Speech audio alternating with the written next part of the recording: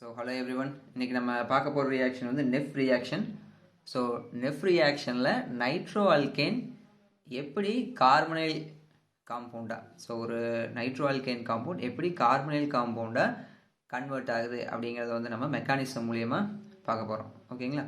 So இந்த nitro அல்கேனில் base and ஆசிடை ரெண்டு separate ஸ்டெப்பில் வந்து ஆட் பண்ணுவோம். ஸோ ரெண்டையும் அட் அ டைமில் ஆட் பண்ணாமல், ஸோ ஃபஸ்ட்டு பேஸையும் அடுத்து ஆசிடையும் ஆட் பண்ணி, ஸோ இந்த ப்ரெசன்ஸ் ஆஃப் ஆசிடில் நம்மளுடைய அந்த பர்டிகுலர் இன்டர்மீடியேட்டை, ஸோ பேஸ் ஆட் பண்ணதால் நம்மளுக்கு ஒரு இன்டர்மீடியேட் கிடைக்கும். ஸோ அந்த இன்டர்மீடியேட்டை இந்த ப்ரெசன்ஸ் ஆஃப் ஆசிடில் ஹைட்ராலிசிஸ் பண்ணும்பொழுது நம்மளுக்கு தேவையான கார்பனைல் காம்பவுண்ட் ஈஸியாக கிடச்சிடும். ஓகேங்களா? ஸோ இப்போ இதுதான் இவ்வளோ நேரம் சொன்னது வந்து நெஃப் ரியாக்ஷனுடைய ஒரு பேசிக் இன்ட்ரொடக்ஷன். ஸோ அந்த ரியாக்ஷன் வந்து எப்படி நடக்குது அப்படிங்கிறத வந்து மெக்கானிசம் மூலியமாக பார்க்கலாம். ஸோ இதுதான் வந்து நம்ம மேலே எடுத்துருக்கிற நைட்ரோ அல்கேன். ஸோ நைட்ரோ அல்கேனில் ஸோ ஈஸியாக வந்து நம்மளுடைய பேஸை யூஸ் பண்ணி புரோட்டானை வந்து ரிமூவ் பண்ண முடியும். ஸோ ஏன் அப்படின்னா, ஸோ நைட்ரோ குரூப் வந்து NO2 குரூப் வந்து ஒரு எலக்ட்ரான் வித்ட்ராயிங் குரூப். ஓகேங்களா? ஸோ நைட்ரோ குரூப் ஒரு எலக்ட்ரான் வித்ட்ராயிங் குரூப். ஸோ அந்த NO2 குரூப் அந்த நம்மளுடைய அல்கேனில் ஒரு பர்டிகுலர் கார்பனில் அட்டாச் ஆகிருக்கும். ஸோ அந்த கார்பனில் இருக்க புரோட்டான்ஸை ஈஸியாக வந்து நம்மளால் ரிமூவ் பண்ண முடியும். எப்படி அப்படின்னு பார்க்கும்பொழுது, ஸோ நைட்ரோ குரூப் வந்து எலக்ட்ரான் வித்ட்ராயிங் குரூப்பாக இருக்கிறதுனால, ஸோ இந்த கார்பன் ஹைட்ரஜனுக்கு இடையில இருக்க பாண்ட் வந்து ஈஸியாக நம்மளால் பிரேக் பண்ண முடியும். பேஸை வந்து ஆட் பண்ணும்பொழுது H+ ஈஸியாக பேஸ்னால் அப்ஸ்ட்ராக்ட் ஆயிரும். ஸோ இந்த பாண்டிங் எலக்ட்ரான்ஸ் வந்து நைட்ரோ குரூப்புக்கு வந்து ஷிஃப்ட் ஆகும். ஸோ நைட்ரோ குரூப்பை நோக்கி மூவ் ஆகும். ஸோ நைட்ரோ குரூப் வந்து ஒரு எலக்ட்ரான் வித்ட்ராயிங் குரூப்புங்கிறங்காட்டி இந்த பர்டிகுலர் அல்கேன்லேருந்து ஈஸியாக, ஸோ நைட்ரோ குரூப் எந்த கார்பனில் அட்டாச் ஆகிருக்கோ அந்த கார்பனில் இருக்க புரோட்டானை ஈஸியாக வந்து நம்மளால் ரிமூவ் பண்ண முடியும். ஸோ ஒரு வீக் பேஸாக இருந்தாலும் சரி, ஸ்ட்ராங் பேஸாக இருந்தாலும் சரி. ஸோ இந்த இடத்துல நம்ம ஸ்ட்ராங் பேஸ் எடுத்துக்கிறோம். ஸோ என்ன காரணம் அப்படின்னா, நம்ம பேஸ் ஆட் பண்ண உடனே ஸோ நம்மளுடைய ரியாக்டண்ட்டில் இருக்க எல்லா புரோட்டானையும் ஈஸியாக ரிமூவ் பண்ணுறதுக்காக நம்ம ஸ்ட்ராங் பேஸ் வந்து ஆட் பண்ணுறோம். ஸோ வேறு எந்த விதமான சைட் ரியாக்ஷனும் நடக்கிறதுக்கு நம்ம டைம் கொடுக்காம ஈஸியாக நம்ம புரோட்டானை வந்து ரிமூவ் பண்ணிடலாம். ஸோ நார்மலாக வந்து இந்த மாதிரி கார்பன்லேருந்து புரோட்டானை ரிமூவ் பண்ணால், ஸோ ஒரு கார்பன் வந்து புரோட்டானை டொனேட் பண்ணால் அந்த காம்பவுண்டை வந்து கார்பன் ஆசிட்ஸ் அப்படின்னு வந்து நம்ம சொல்லுவோம். ஓகேங்களா? ஸோ இந்த இடத்துல நம்ம சோடியம் ஹைட்ராக்சைடு எடுத்துக்கலாம். ஸோ காமனாக வந்து பேஸ்ன்னு நான் எழுதிட்டேன். ஸோ பேஸ் ஆட் பண்ணும்பொழுது ஸோ நைட்ரோ குரூப் எந்த கார்பனில் அட்டாச் ஆகிருக்கோ அந்த கார்பனில் இருக்க புரோட்டானை போய் பேஸ் வந்து அட்டாக் பண்ணும். ஸோ அப்படி அட்டாக் பண்ணும்பொழுது இந்த கார்பன் ஹைட்ரஜனுக்கு இடையில இருக்க பாண்ட் பிரேக் ஆகி அந்த பாண்டிங் எலக்ட்ரான்ஸ் நைட்ரோ குரூப்பை நோக்கி மூவ் ஆகும். ஸோ அப்போது இந்த பாண்ட் பிரேக் ஆகி ஆக்சிஜன் மேலே நம்மளுக்கு excess of lone pair of electrons வந்து ஃபார்ம் ஆகும். ஓகேங்களா? ஸோ அடுத்த ஸ்டெப்பில் எப்படி இருக்கும், double bond NO- O-. So இதை வந்து R' வச்சுக்கலாம். ஸோ இங்கே R'. ஸோ நைட்ரஜன் மேலே ஃபார்மல் பாசிட்டிவ் சார்ஜ். ஓகேங்களா? ஸோ ஃபஸ்ட்டு ஸ்டெப்பில் நம்ம பேஸ் ஆட் பண்ண உடனே நம்மளுக்கு இந்த மாதிரி ஒரு இன்டர்மீடியேட் வந்து நம்மளுக்கு கிடைக்கும். ஸோ இந்த இன்டர்மீடியேட்டை நம்ம என்னன்னு சொல்லுவோம் அப்படின்னு பார்த்துட்டிங்கன்னா நைட்ரோயேட் சால்ட். ஸோ நைட்ரோயேட் சால்ட் அப்படின்னு வந்து இந்த இன்டர்மீடியேட்டை வந்து நம்ம சொல்லுவோம். ஓகேங்களா? ஸோ நைட்ரோயேட் சால்ட் அப்படின்னு இந்த இன்டர்மீடியேட்டுக்கு பேர் கொடுத்துடலாம். So nitronate salt. ஓகேங்களா? ஸோ இப்போ சப்போஸ் நம்ம NaOH எடுத்திருந்தோம்னா, ஸோ அந்த Na+ இந்த இன்டர்மீடியேட்டை சுற்றி ரிவால்வ் ஆகிட்ருக்கோம். ஸோ அதை நைட்ரோயேட் சால்ட் அப்படின்னு நம்ம சொல்லிடலாம். ஓகேங்களா? ஸோ நெக்ஸ்ட் ஸ்டெப்பு நம்ம என்ன பண்ணுறோன்னா ஆசிட் வந்து ஆட் பண்ணுறோம்.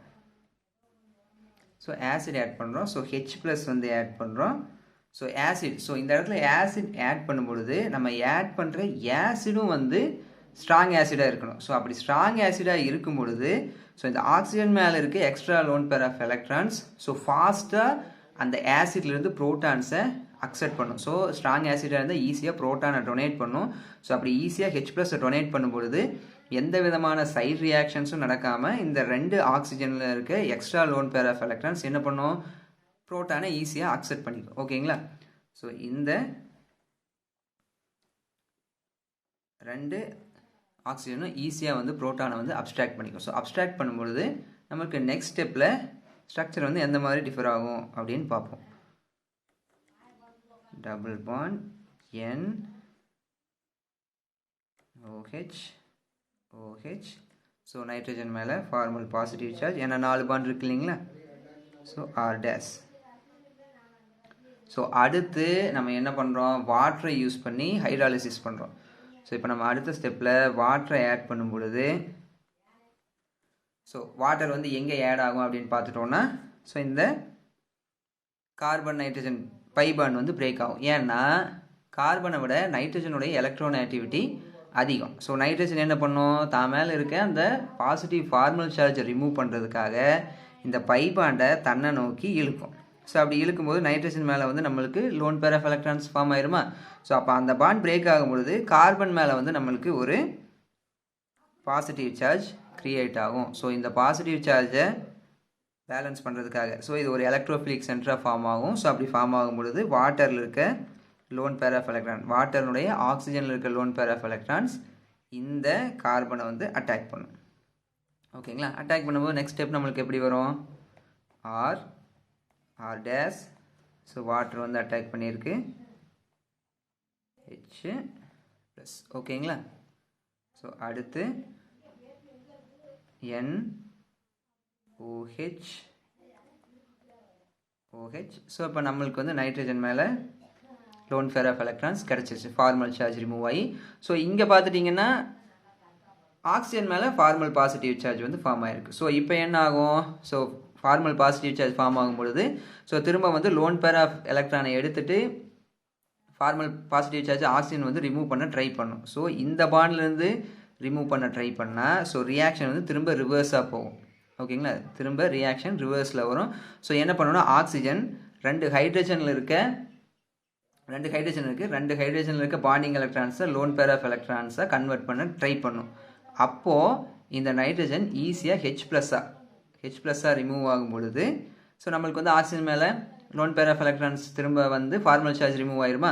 ஸோ அப்படி ஹெச் ப்ளஸ் ரிமூவ் ஆகும் பொழுது அந்த ஹெச் ப்ளஸ்ஸை இப்போ நைட்ரஜன் மேலே ஃபார்ம் ஆகிருக்க lone pair of electrons abstract பண்ணும். ஸோ இந்த ஹைட்ரஜனை அப்ஸ்ட்ராக்ட் பண்ணும் பொழுது ஆக்சிஜன் இந்த பாண்டிங் எலக்ட்ரான்ஸை லோன் பேர் ஆஃப் எலக்ட்ரான்ஸை கன்வெர்ட் பண்ணிக்கும்.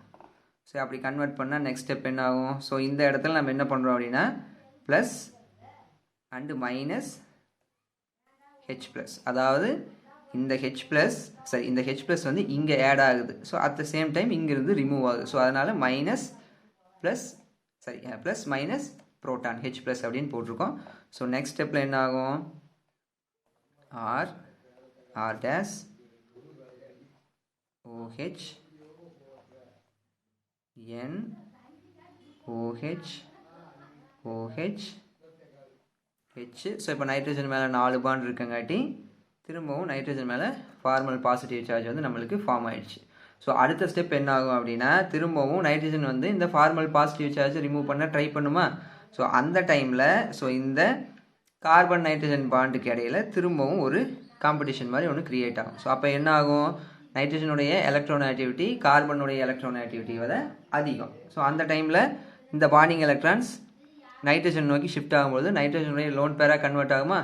அப்போ இந்த கார்பனில் ஒரு எலக்ட்ரோஃபிலிக் சென்டர், அதாவது பார்ஷியல் பாசிட்டிவ் சார்ஜ் கிரியேட் ஆகும். ஸோ அந்த ஃபார்மல் பாசிட்டிவ் சார்ஜ் கிரியேட் ஆகும் பொழுது இங்கே ஹைட்ராக்சில் குரூப் இருக்க ஆக்சிஜன் மேலே இருக்க லோன் பேர் ஆஃப் எலக்ட்ரான்ஸ் அந்த பாசிட்டிவ் எலக்ட்ரோஃபிலிக் சென்டரை நோக்கி மூவ் ஆகும், நியூக்ளியோஃபைலாக ஆக்ட் ஆகும். ஓகேங்களா. ஸோ அடுத்த ஸ்டெப் என்ன ஆகும்னு பாருங்கள், நம்மளுக்கு NHOH2 வந்து ரிமூவ் ஆகும், NHOH2.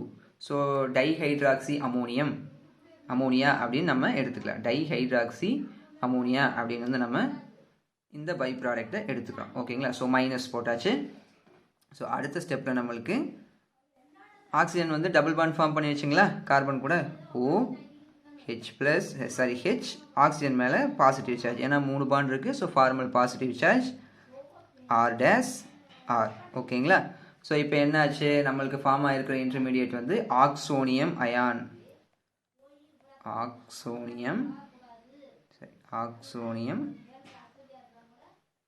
Ion. So oxonium ion or oxonium intermediate வந்து நம்மளுக்கு ஃபார்ம் ஆகிருக்கு. ஓகேங்களா? ஸோ இப்போ என்ன ஆகும், ஆக்சிஜன் ஹைட்ரஜன் எலக்ட்ரோநேட்டிவிட்டி கம்பேர் பண்ணால் ஆப்வியஸ்லி ஆக்சிஜனுடைய எலக்ட்ரோநேட்டிவிட்டி ஹைட்ரஜனை கம்பேர் பண்ணும்போது அதிகம்.